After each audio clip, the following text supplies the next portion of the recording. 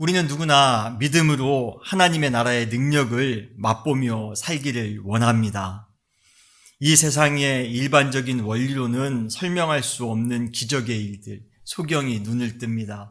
문둥병자가 고침을 받습니다. 오병이어의 그러한 놀라운 역사가 일어납니다.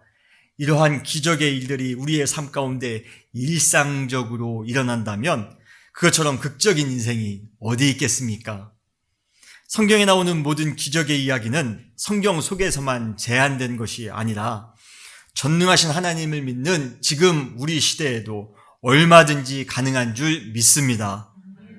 그러나 안타깝게도 우리는 그러한 믿음의 능력을 현실 속에서 경험하며 살아가는데 전혀 익숙하지 않습니다.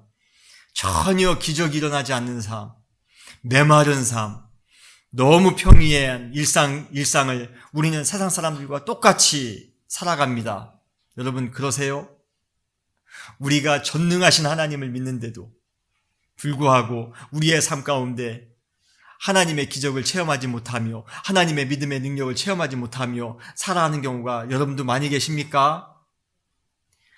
그런데 이처럼 믿음의 능력이 우리의 삶 가운데 빈번하게 일어나지 않는 이유가 있습니다. 그 이유가 무엇 때문입니까? 바로 의심 때문입니다. 우리 안에 의심이 있다면 믿음의 능력이 일어날 수가 없습니다. 믿음의 능력에 대해서 이야기할 때마다 사람들로부터 제일 많이 듣는 반응은 그러한 일이 일어나는 것은 불가능하다라는 것입니다.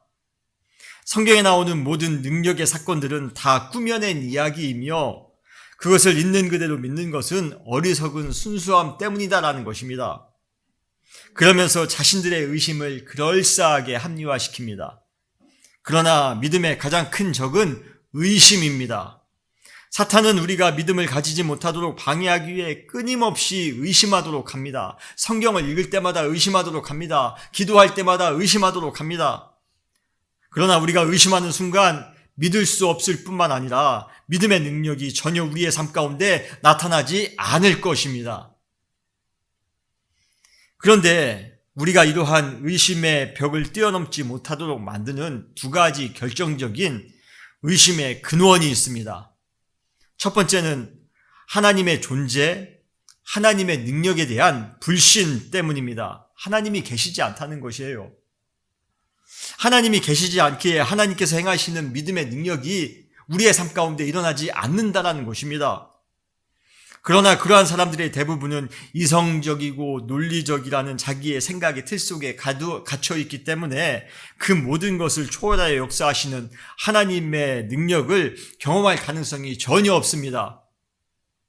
시편 14편 1절에 보면 그러한 사람들을 향해 이렇게 선언합니다. 어리석은 자는 그 마음에 이르기를 하나님이 없다 하는도다. 그들은 부패하고 그 행실이 가증하니 선을 행하는 자가 없도다. 하나님을 없다고 의심하는 것은요, 단순히 무신론자로 끝나는 것이 아니라 어리석은 자가 된다는 것이에요. 그리고 더 나아가 부패하고 행실이 가증하며 선을 행하는 데 실패하는 자가 될 것입니다. 그러나 믿음은 그러한 의심의 벽을 뛰어넘는 것입니다. 하나님의 존재에 대한 우리의 편협한 의심을 버리고 하나님의 능력을 믿으며 살아갈 때 우리는 기적의 목격자가 될 수가 있음을 여러분 믿으시길 바랍니다. 그래서 찬송가에서 우리가 어떻게 찬양합니까? 의심을 다 버리고 구주를 영접하라. 의심을 버릴 때 그때 비로소 우리는 하나님을 믿을 수 있으며 하나님을 우리가 영접할 수가 있는 것입니다. 여러분 하나님의 존재를 믿으셔야 됩니다. 의심하지 마시고 하나님의 존재와 능력을 믿으며 살아갈 때 믿음의 능력이 여러분 가운데 회복됨을 믿으시길 바랍니다. 두 번째 의심의 근원은 세상의 가치에 대한 맹목적인 추종 때문입니다.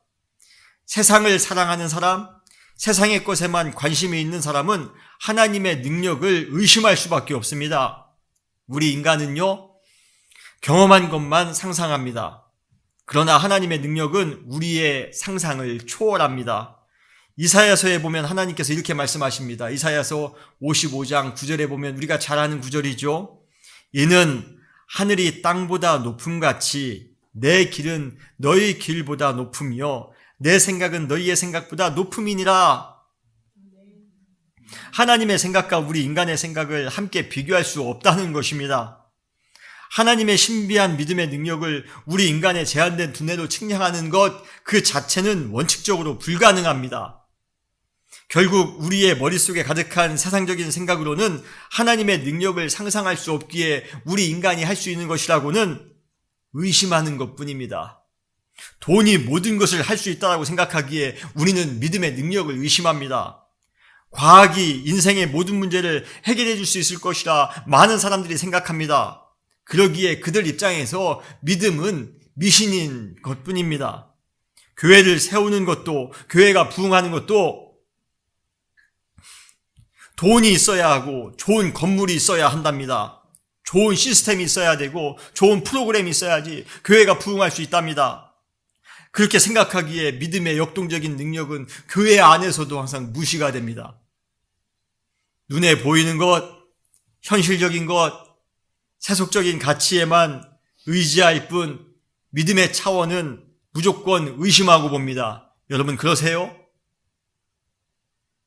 현실적인 것에만, 아니면 세상적인 것에만 의지할 뿐 우리는 항상 의심하며 살아가십니까? 이렇게 하나님이 없다고 합니다. 이렇게 세상의 가치에만 파묻혀 살아갑니다.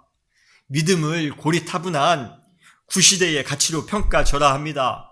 그리고 무조건 하나님의 능력을 의심하고 봅니다. 이것이 우리가 믿음의 능력을 역동적으로 경험하지 못하며 살아가는 이유인 것입니다. 우리도 혹시 믿음으로 말미암아 믿음의 능력을 맛보며 살아가는데 혹시 실패하고 계시지는 않습니까? 마가복음 11장 29절에 보면 아주 놀라운 말씀이 나옵니다. 내가 진실로 너희에게 이르노니 누구든지 이 산더러 들리어 바다에 던져지라 하며 그 말하는 것이 이루어질 줄 믿고 마음에 의심하지 아니하면 그대로 되리라. 할렐루야. 여러분, 믿고 의심하지 아니하면 우리가 어떠한 생각을 하든 그 생각대로 다 되는 줄 여러분 믿으시길 바랍니다. 하나님께서 놀라운 일을 우리의 삶 가운데 이루어 주실 것이에요.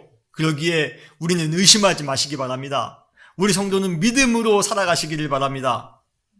아직도 믿음에 의심이 있는 분이 계십니까? 하나님이 어디 계시며 하나님께서 지금 같은 21세기에 어떻게 그러한 큰 일을, 큰 능력을 행하실 수 있단 말인가? 아직도 의심이 되십니까? 지금 우리가 살고 있는 이 시대의 합리적인 과학이, 경험으로 축적된 지식이, 자연의 법칙이 진리이지 어떻게 하나님 나라의 능력이 가능할 수 있단 말인가? 여러분 의심의 마음이 막 생기세요? 의심하는 사람은 기적을 경험할 기회마저도 박탈될 수 있습니다. 귀향에 살아갈 인생, 믿음으로 하나님의 나라의 능력을 기대하며 살아가는 것이 더 긍정적이지 않을까요? 저 개인적으로 확신하는 것이 있습니다. 의심하는 사람의 결국과 믿음으로 살아가는 사람의 결국이 얼마나 천지 차이일지. 의심하거나 믿거나 선택하는 것은 우리 본인의 몫입니다. 그러나 선택으로 주어지는 모든 결과에 대한 책임 역시도 본인의 몫이라는 사실을 우리는 기억해야 됩니다. 할 수 없는 것이 더 많이 있는 우리의 세상을 살아가면서 하나님의 존재를 의심하며 하나님의 나라의 능력을 무시하면서 살아갈 것이 아니라 오히려 하나님을 더욱더 믿고 하나님의 나라의 능력을 더욱더 사모함으로 기적이 매일같이 일상같이 이루어지는 그러한 아름다운 삶을 살아가시는, 복된 삶을 살아가시는 우리 성도님들이 되시기를 주님의 이름으로 축원합니다. 우리 교회는 의심을 버리시기 바랍니다. 여러분, 우리 한 사람 한 사람은 의심을 버리시기 바랍니다. 불가능할 것이야. 절대로 그런 일은 일어나지 않을 것이야. 왜 미리 단정 짓습니까? 의심하지 마시기 바랍니다. 하나님께서는 우리 교회를 통해 이루고자 하시는 하나님의 큰 계획이 있습니다. 우리 교회뿐만 아니라 여러분의 가정을 통하여, 여러분의 개인을 통하여 하나님께서 이루고자 하시는 큰 계획이 있습니다. 하나님의 약속이 있습니다. 의심하지 마시고 하나님을 믿고 그 계획을 믿음으로 순종하신다면, 그 약속을 믿음으로 순종하며 살아가신다면 우리는 큰 믿음의 능력을 매 순간 역동적으로 경험하며 살아가게 되실 것입니다. 그러한 역동적인 아주 다이나믹한 인생을 살아가시는 우리 모든 성도님들이 되시기를 주님의 이름으로 축원합니다. 그렇다면 의심을 극복하는 믿음을 갖게 될 때 우리는 두 가지 구체적인 믿음의 능력을 경험하게 되실 것이에요. 우리가 3주 동안에 믿음의 능력을 회복하라라는 시리즈로 말씀을 나누고 있는데 이 두 가지 이 구체적인 믿음의 능력을 경험하는 것, 그것이 하이라이트입니다. 첫 번째 능력은 무엇입니까? 첫 번째 능력은 먼저 나 자신이 변화되는 능력입니다. 믿음을 가질 때 제일 먼저 나 자신이 변화되는 것을 여러분 경험하게 되실 것입니다. 사실 우리는 믿음의 능력이 이 땅 가운데 실현된다고 할 때 무언가 홍해가 갈라지는 것, 오병이어의 기적과 같은 그러한 굉장히 거창한 것을 떠오르기가 쉽습니다. 그 정도는 돼야 우리가 믿음의 능력이라고 생각합니다. 솔직히 믿음의 능력이 눈에 보이는 그러한 확실한 방식으로 올 때 우리의 신앙은 훨씬 더 쉽게 자극을 받을 수 있을지 모릅니다. 암병 정도는 나아야 믿음의 능력이 임했다라고 생각합니다. 방언하고 예언하고 귀신을 내어 쫓아낼 정도가 되어야 믿음의 능력이 임했다라고 생각합니다. 사탄도 예수님을 시험할 때 높은 성전 꼭대기에서 뛰어내리라라고 했습니다. 그때 예수님께서 그곳에서 뛰어내려 천사들로부터 보호를 받아 안전하게 땅에 착륙하는 장면을 사람들이 본다라면 믿음의 능력을 믿지 않았을까요? 그런데 예수님께서는 그러한 묘기 부리기를 거부하셨습니다. 안 뛰어내리셨습니다. 예수님께서는 그러한 식으로 믿음의 능력을 보여주시지 않았습니다. 십자가에 계실 때에도 사람들이 십자가에서 너 스스로를 구원해보라 하지 않았습니까? 그때 예수님께서 십자가에서 뛰어내리셨다면 믿음의 능력을 많은 사람들에게 증명할 수 있으셨을 텐데도 예수님께서는 그렇게 하지 않으셨습니다. 왜 그러셨을까요? 왜 예수님께서는 그러한 능력을 행하시지 않으셨을까요? 믿음의 능력은 인간들을 놀라게 만들기 위한 자극적인 외부 이벤트가 아니기 때문에 그렇습니다. 그냥 사람들 놀라게 해주려고 하는 것이 아니에요. 이 세상에서 믿음의 능력이 제일 필요한 곳은 외부에 있는 것이 아니라 바로 우리 자신에게 있음을 여러분 믿으시길 바랍니다. 왜 그럴까요? 바로 우리 자신이 변화되기 가장 어려운 대상이기 때문에 그렇습니다. 이 세상에서 가장 컨트롤하기 어려운 것이 바로 자기 자신입니다. 그래서 우리는 사람이 갑자기 크게 변하면 뭐라고 말합니까? 저 사람 죽을 때가 가까이 왔지 않나라고 우리가 말하지 않습니까? 죽을 때가 되어서야 비로소 변화가 가능한 존재가 우리 자신입니다. 사역자에 있어서 가장 중요한 임무가 뭔지 아십니까? 우리 성도님들이 변화되는 것입니다. 그래서 변화될 수 있도록 권면하는 것이에요. 그런데 그것이 참 쉽지 않습니다. 변화되도록 여러 번 권면해보지만 참 성도님들이 변화되지 않아요. 거룩하게 변화되도록, 정의롭게 변화되도록, 진리 안에서 변화되도록, 예수님의 제자로서 변화된 삶을 살아갈 수 있도록 권면해보지만 안타깝게도 변화하는 데 실패한 사람들을 종종 만나게 됩니다. 이전 것은 지나갔으니 보라 새 것이 되었다 라고 변화를 선포해보지만 다시 이전의 삶으로 돌아가는 사람들을 많이 보게 됩니다. 그럴 때마다 얼마나 안타까운지 몰라요. 이 세상에서 내 뜻대로 할 수 있는 것이 거의 없는데 그 중에서도 제일 할 수 없는 것이 있다라면 자기 스스로 변화되는 것입니다. 참 변화되는 게 내 뜻대로 안 돼요. 우리는 변화를 수십 번 다짐해보지만 작심삼일로 끝날 때가 얼마나 많이 있습니까? 천하의 사도 바울도 그래서 이렇게 지금 고백하고 있습니다. 로마서 7장 19절 24절에 보면 내가 원하는 바 선은 행하지 아니하고 도리어 원하지 아니하는 바 악을 행하는도다. 오라 나는 곤고한 사람이로다. 이 사망의 몸에서 누가 나를 건져내랴. 선을 행하는 변화된 삶을 살아가기를 원했습니다만 삶을 살아가다 보니 오히려 또 악을 행하더라는 것이에요. 옛날의 성품으로 돌아가더라는 것입니다. 옛날의 습성으로 다시 돌아가더라는 것입니다. 그것이 죽을 것처럼 고달픈데도 불구하고 또 변화를 실패합니다. 우리 인간은 변화에 아주 둔감한 존재입니다. 그래서 변화되기 위해 믿음의 능력이 필요한 것입니다. 믿음의 능력이 임하는 순간 우리는 신비하리만큼 자연스럽게 변화를 경험하게 될 것입니다. 열왕기상 19장에 보면 이사벨에게 쫓기던 엘리야가 나옵니다. 그는 그 당시 믿음의 능력이 강한 바람처럼 아니면 지진같이 아니면 불같이 임하여 자신의 그러한 외적인 상황이 극적으로 변화되기를 기대했을지 모릅니다. 그런데 그에게 임한 능력은 무엇입니까? 세미한 소리로 인해 자신의 마음이 변화되는 것이었습니다.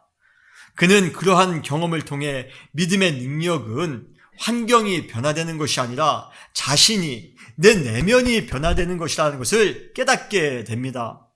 우리에게 믿음의 능력이 필요한 이유는 우리를 고통스럽게 하거나 우리를 불편하게 만드는 상황을 제거하기 위해서가 아닙니다. 내가 하나님의 사람으로, 내가 하나님의 능력자로, 내가 하나님의 신실한 제자로 변화되도록 하기 위해서입니다. 여러분 믿으십니까? 하루는 바리새인들이 예수님께 찾아와 하나님의 나라가 어느 때에 임하는지 묻고 있습니다. 오늘 본문 누가복음 17장 20절에 보면 바리새인들이 하나님의 나라가 어느 때에 임하나이까 묻거늘, 아마 그들도 하나님의 나라의 그 엄청난 능력이 어떻게 일어날 것인가에 대해 매우 관심이 많았던가 봅니다. 그런데 그때 예수님께서 그들에게 이렇게 말씀하십니다. 누가복음 17장 20절로 21절에 보면 하나님의 나라는 볼 수 있게 임하는 것이 아니요 또 여기 있다 저기 있다고도 못하리니 하나님의 나라는 너희 안에 있느니라. 하나님의 나라가 우리 안에 임할 때 우리는 비로소 변화를 경험할 수가 있게 되는 것이에요. 믿음의 능력, 하나님의 나라의 역사가 가장 필요한 것은요, 외부에 있지 않고 바로 우리 내면에 있습니다. 그러한 능력이 자극적인 방식으로 우리의 눈에 보이도록 임하는 것은 아니라 할지라도, 막 지진처럼 오는 것이 아니라 할지라도, 불처럼 강한 능력처럼 오는 것은 아니라 할지라도, 이 세상에서 가장 변화하기 어려운 우리 자신이 아주 세미하지만 강력한 믿음의 능력으로 인해 변화될 것이라 여러분 믿으시길 바랍니다. 우리 내면이 변하는 것은요, 믿음의 능력으로밖에 안 됩니다. 그리고 하나님께서 원하시는 믿음의 능력은 바로 우리의 내면이 변화되는 것이에요.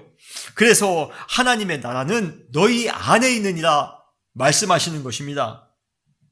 믿음이 없는 사람은 세상의 논리와 합리로 무장된 견고한 틀을 만듭니다. 그리고 그 틀 속에서 다른 사람들을 비평할 줄만 알았지 자기 스스로 변화될 마음은 전혀 없습니다. 또 어떤 사람들은 세상의 것에 중독되어 변화의 의지를 상실한 채 무의미하게 잘못된 일상을 반복하며 살아가기도 합니다. 그러나 믿음이 있는 사람은 자신의 틀에 속박당하지 않고 더 가치 있고 진정한 것으로 과감하게 변화될 준비가 되어 있습니다. 믿음의 능력으로 우리를 부자유하게 만들었던 중독의 사슬, 죄의 사슬을 과감히 끊고 새로운 삶으로 변화될 준비가 되어 있는 것이에요. 그리고 마침내 우리의 마음속에 하나님의 나라가 임할 때 우리는 지금까지 우리가 살아왔던 모든 방식을 청산하고 영적으로 아주 레디컬하게, 아주 급진적으로 변화될 수 있는 것입니다. 이처럼 믿음의 능력은 바로 내 마음에서부터 시작될 것이에요. 내 마음의 변화에서부터 시작될 것입니다. 사랑하는 성도 여러분, 나 자신이 변화되는 믿음의 능력을 꼭 경험하시길 바랍니다. 내 영혼이 변화되는 능력을 경험하지 못한다면 여러분 삶 가운데 홍해가 갈라지는 기적을 체험한다 할지라도, 오병이어의 기적을 체험한다 할지라도 아무 소용없습니다. 홍해가 갈라지는 능력을 경험했던 사람들이 곧 하나님을 향해 불평했습니다. 오병이어를 경험했던 사람들이 예수님을 향하여 십자가에 못 박으라고 외쳤습니다. 진정한 믿음의 능력은요, 외면이 변화되는 것이 아닙니다. 외부적으로 기적이 일어나는 것이 아닙니다. 내가 변하는 것이 믿음의 능력인 줄 여러분 믿으시길 바랍니다. 믿음으로만 내 영혼, 내 내면이 변화될 수 있습니다. 우리 인생에 지독하리만큼 붙어있는 잘못된 습관이나 습성들, 중독들, 잘못된 인격들이 있습니다. 여러분 다 있지 않아요? 저도 있습니다. 그런데 그것들은 결코 내 의지로 변화될 수 없더라는 것이에요. 떨구어낼 수 없습니다. 오직 믿음의 능력만으로 우리의 내면이 변화될 수 있음을 여러분 믿으시길 바랍니다. 제발 이번 기회에 믿음의 능력을 회복함으로 자기 자신이 변화되는 기적을 체험하시는 여러분 되시기를 주님의 이름으로 축원합니다. 제가요, 병을 얻은 이후에 제일 많이 하는 기도가 있습니다. 물론 주님, 제 병을 빨리 고쳐주세요 라는 기도도 자주 하지만 그것보다 더 많이 기도하는 것이 뭔지 아십니까? 주님, 제가 변화될 수 있도록 도와주세요. 병을 얻고 보니까 내가 변화될 부분이 더 많이 보이더라는 것입니다. 하나님 앞에서 더욱더 아름다운 모습으로 변화되고 싶어요. 거룩한 모습으로 변화되고 싶습니다. 여러분, 이 세상에서 가장 능력은요, 내 내면이 변화되는 것임을 여러분 꼭 믿으시길 바랍니다. 믿음의 능력으로 여러분 무엇을 기대하십니까? 여러분 사업이 잘 되는 것을 기대하십니까? 병이 낫는 것을 기대하십니까? 성공하는 것을 기대하십니까? 여러분의 자녀가 잘 되는 것을 기대하십니까? 어떤 기적을 여러분 기대하십니까? 여러분 그 전에 먼저 우리 내면이 변화되는 것을 경험하시는 우리 사랑하는 성도님들이 되시기를 바랍니다. 믿음의 능력은 내 내면이 변화되는 것입니다. 그러한 믿음을 가지고 오늘도 변화되는 삶을 살아가시는 우리 모든 성도님들이 되시기를 주님의 이름으로 축원합니다. 두 번째로 우리가 경험하게 될 믿음의 능력은 미래를 현실화시키는 능력입니다. 미래를 현재화시키는 능력입니다. 지금은 소망하는 미래의 일이지만 우리는 믿음의 능력을 통해 현재 속에서 미래의 소망을 미리 성취할 수 있다는 것입니다. 소망과 성취가 현재라는 시점에서 동시에 일어난다는 것이에요. 이거 어마어마한 능력이 아닐 수 없습니다. 여러분, 우리가 믿음을 이야기하면서 결코 빼놓을 수 없는 구절이 있습니다. 우리가 믿음의 장이라 알고 있는 히브리서 11장입니다. 여러분 집에 가셔서 히브리서 11장 꼭 한번 묵상하시면서 읽어보시기 바랍니다. 그런데 이 히브리서 11장은 우리가 이미 잘 알고 있는 믿음에 대한 아주 명쾌한 정의로 시작합니다. 히브리서 11장 1절에 보면 믿음은 바라는 것들의 실상이요 보이지 않는 것들의 증거니라고 말씀하고 있습니다. 소망이 소망으로 끝나는 것처럼 허망한 인생은 없습니다. 소망은 이루어짐으로, 약속은 성취되어짐으로써 항상 아름다운 결과를 맺어야 합니다. 그러나 대부분의 인생들은 애타게 바라며 살아가고는 있지만 그것을 이루지 못하며 살아갈 때가 훨씬 더 많이 있습니다. 그러나 믿음이 있는 사람은 지금 당장은 소망하는 것이고 눈에 보이지 않는 것이지만 믿음 안에서 모든 것을 현실화시킬 수 있는 능력을 갖습니다. 이것이 바로 바라는 것들의 실상이요 보이지 않는 것들의 증거니라는 그러한 구절의 의미인 것이에요. 소망이 소망으로 끝나지 않고 실상이 되도록 하는 능력이 바로 믿음인 것입니다. 그래서 우리는 찬송가 545장 찬송을 부를 수가 있는 것이에요. 이 눈에 아무 증거 아니 배어도 믿음만을 가지고서 늘 걸으며 이 귀에 아무 소리 아니 들려도 하나님의 약속 위에 서리라. 할렐루야. 지금 당장에는 아무런 증거가 없는 것처럼 보입니다. 지금은 아무것도 들리지 않는 것처럼 보입니다. 그러나 믿음의 사람들은 마치 그 모든 것이 현재 이루어진 것처럼 당당하게 걸어가며 살아간다는 것이에요. 얼마나 멋있는 인생입니까?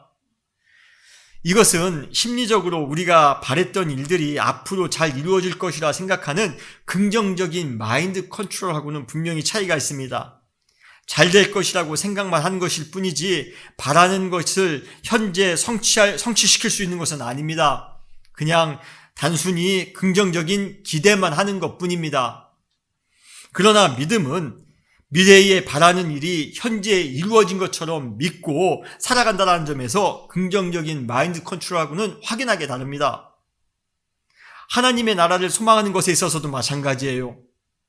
믿음의 사람은 하나님의 나라가 미래에 언젠가 우리 가운데 이루어질 것이라는 긍정적인 마음으로 생각하면서 살아가는 것이 아니라 하나님의 나라가 오늘 우리의 삶 가운데 실질적으로 현재화시킴으로써 그 나라의 기쁨과 그 나라의 감격을 가지고 현재를 살아가는 것입니다.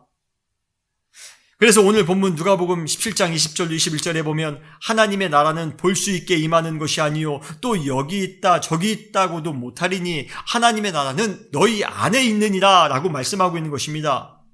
이 구절은 성도가 믿음 안에서 하나님의 나라를 현재 이루며 살 수 있다는 것을 보여주고 있어요. 그러므로 믿음의 사람은 단순히 미래를 소망하는 사람이 아니라 미래의 약속을 현재 가운데 믿음으로 이루며 살아가는 것입니다. 할렐루야. 히브리서 11장에는 여러 믿음의 사람들이 나옵니다. 그런데 그들의 공통점은 미래의 약속을 마치 현재 이루어진 것처럼 믿고 살아간다는 것이에요. 그 대표적인 예로 노아를 살펴볼 수 있습니다. 노아는 미래의 홍수로 세상을 심판할 때 자신이 구원받게 될 것이라는 사실을 믿음으로 현재화시켰습니다. 그래서 그는 히브리서 11장 7절에 이렇게 말씀하고 있어요. 아직 보이지 않는 일에 경고하심을 받았지만 경외하는 마음으로 방주를 준비하였다 라고 말하고 있습니다. 산꼭대기에 배를 만드는 것이 정말 미련하게 보이는 것이라 할지라도 그는 다른 사람들의 비웃음에 개의치 않고 배를 만드는 것에 집중할 수 있었습니다. 그 이유는 바로 지금 당장은 보이지 않는 미래의 약속이지만 마치 그것이 현재 이루어진 것처럼 믿으며 살았기 때문에 그렇습니다. 주님께서 우리 교회에 주신 소망, 우리 교회에 주신 약속이 있다고 저는 분명히 믿습니다. 지금은 보이지 않을지 몰라요. 지금은 비현실적으로 생각될지 모릅니다. 지금은 어떠한 것도 이루어지지 않았습니다. 그러나 믿음의 능력이 우리 가운데 임한다면 우리 교회를 향한 주님의 소망과 약속이 단순히 미래에 있는 것이 아니라 우리의 현실 가운데, 우리의 현재 가운데 성취되어지고 있음을 우리는 믿음의 눈으로 바라볼 수가 있습니다. 여러분, 믿음의 눈을 뜨시기 바랍니다. 그리고 바라보세요. 수많은 사람들이 우리 교회에 와서 사랑과 축제의 마음으로 뜨겁게 예배드리는 마음을 여러분 바라보시기 바랍니다. 우리 교회가 위로와 배려가 필요한 지역에 찾아가 헌신적으로 섬기는 모습을 여러분 믿음의 눈을 떠 바라보시기 바라요. 우리 교회에서 교육받은 학생들이 세계적인 지도자가 되어 선한 영향력을 끼치는 모습을 여러분 믿음의 눈을 뜨시고 바라보시기 바랍니다. 우리 교회의 모든 가정들이 감사와 기쁨이 넘침으로 믿음의 가정, 행복한 가정을 이루는 모습을 여러분 믿음의 눈으로 바라보시기 바라요. 우리 교회가 수많은 세계 선교지와 개척교회를 섬기는 모습을 믿음으로 바라보시기 바랍니다. 지금은 미래의 비전이지만 이미 믿음의 능력 가운데 실현된 우리 교회의 실상임을 여러분 믿으시길 바랍니다. 그래서 우리 교회는 꿈이 있는 교회이며 동시에 꿈이 현실된, 꿈이 실현된 교회임을 믿습니다. 여러분 교회뿐입니까? 여러분 가정도 마찬가지입니다. 우리 개인도 마찬가지입니다. 하나님께서 우리에게 주신 약속이 있음을 여러분 믿으시길 바랍니다. 그리고 믿음의 눈으로 그 약속이 현재 성취되어졌음을 여러분 바라보시길 바라요. 그리고 믿음의 사람답게 당당하게 믿음의 삶을 살아가시길 바랍니다. 그러기 위해 우리에게 지금 필요한 것이 있으면 무엇입니까? 믿음의 성숙입니다. 우리의 믿음이 업그레이드 돼야 됩니다. 우리의 믿음이 성숙되어질 때 우리는 미래의 일이지만 그럼에도 불구하고 그 미래의 일이 마치 이루어진 것처럼 현재를 당당하게 살아갈 수가 있는 것입니다. 여러분 그러한 믿음의 삶을 살아가시는 우리 모든 성도님들이 되시기를 주님의 이름으로 축원합니다. 우리 의심을 다 버립시다. 그리고 우리의 옛사람이 완전히 청산되고 변화되는 그러한 능력을 경험하시기를 바랍니다. 그리고 믿음 안에서 미래를 현재화시키는 능력을 가지며 살아가시는 그러한 능력을 맛보며 살아가시는 우리 모든 사랑하는 성도님들이 되시기를 바랍니다. 믿음의 능력을 회복합시다.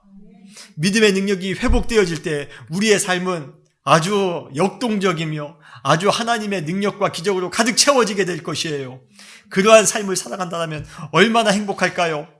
우리 교회가 그러한 놀라운 능력으로 부응하는 그러한 모습을 우리가 매 순간마다 경험하며 살아간다면 얼마나 멋있을까요?